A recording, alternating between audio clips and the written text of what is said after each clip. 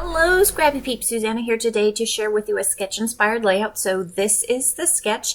I created this sketch for Christie's 30 Days of Sketches, and this is round 10 and day 29. It's the 29th, and that is the layout I created based on my own sketch. So be sure to head over to Instagram or Facebook to grab the sketch if it's something that moves you and you feel might be inspiring to you. So I showed you earlier that I have 4 wallet size photos, so I print them wallet size. And the sketch doesn't call for a border, but because I am using a white background with some very dark photos, I want to provide a little bit of contrast. And by having the frame around this particular layout, it is going to provide that contrast that I want.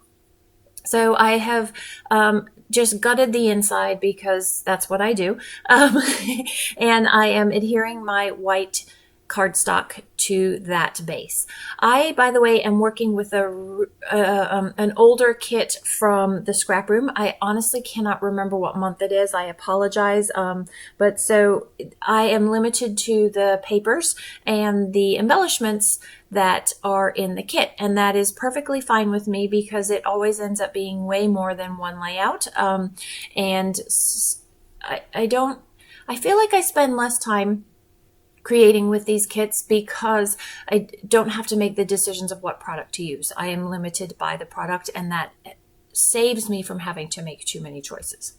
So you can see with the sketch that there is a piece of pattern paper on the left-hand side, a border, and then there are those 4 smaller photos, which I chose to use wallet size. And then each of those is backed.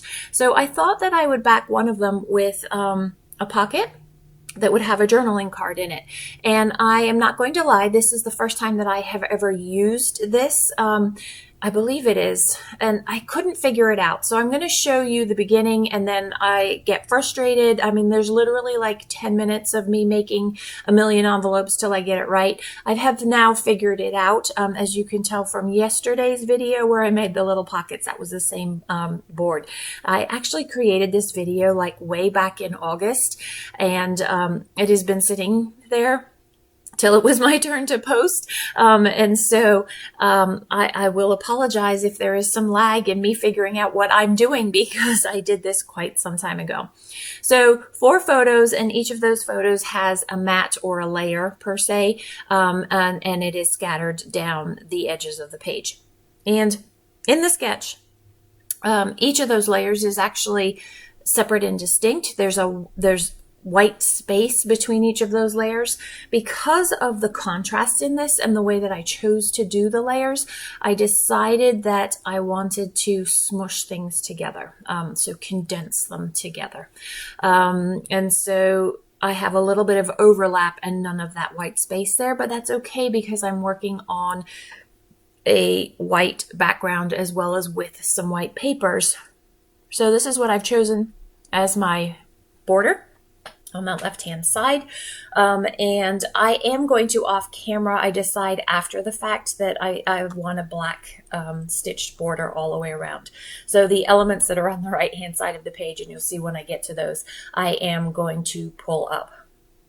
So one of the faults of the sketch, and I did create the sketch, so I'm allowed to point this out, is that there isn't a lot of balance. If you had used a pattern paper instead of white cardstock, you would probably get more balance between the left and the right hand side of your page.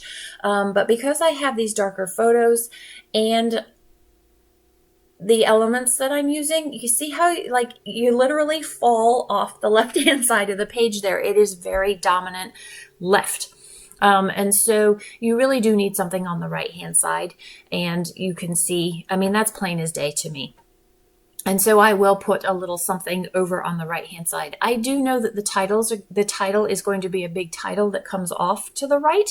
And I know that I want a journal in 4 different spots, so along the line of each of those photos, but it's still not enough. You just need a little something on that right hand side. So I have the sticker sheet. Those are the embellishments that came with this kit.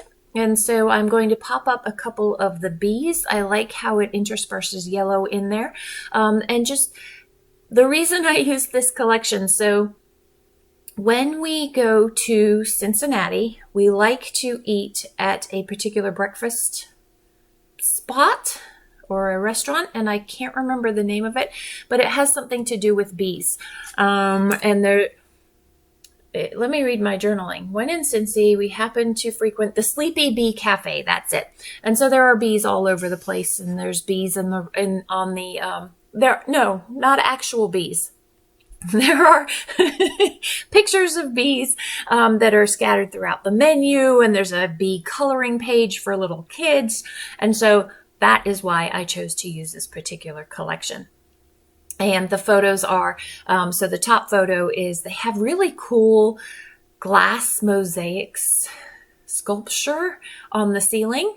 So that's the first photo. The second photo is my daughter and I, because it just happened to be just her and I who were in Cincinnati. And then the last two photos are of our breakfast, food photos. Yes, we are foodies. So you can see I have rifled through my Ellie Studio labels that are in tea bag holders by color coded, of course. And so that is the beginning of the right hand side balance that is going to just a little something to weigh out and even out everything that is on that left hand side there. I have that black label that I put at the top there because you can see that bottom photo has a lot of black on it, and it's very dominant, and it needed some black at the top to counterbalance that. I think off camera what I'm going to end up doing is, I feel like that's too much black, but I don't notice that until I'm off camera. And so off camera, that label, tag. So to the left side of my layout, there is a yellow tag, and it's got a gnome, or as they're known in our house, gnomies, with a picture. And so I'm just going to use the top of that tag tucked into the right hand side of the photo, and you'll see in the close-ups how that softens the black and pulls it together much better. So I'm really pleased with that little right cluster there at the top. Now I want to put a title, and so I'm just going to use these large letters that I already have here.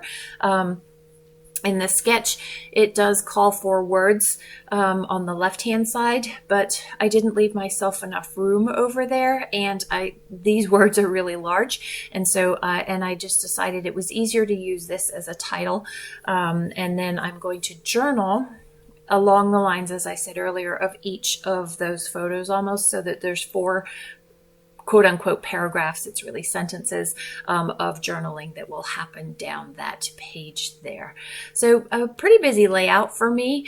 I don't usually use that much stuff on a layout, but I'm really pleased with the way that came together. So be sure to head over to Facebook and see all of the other examples and guest designers today.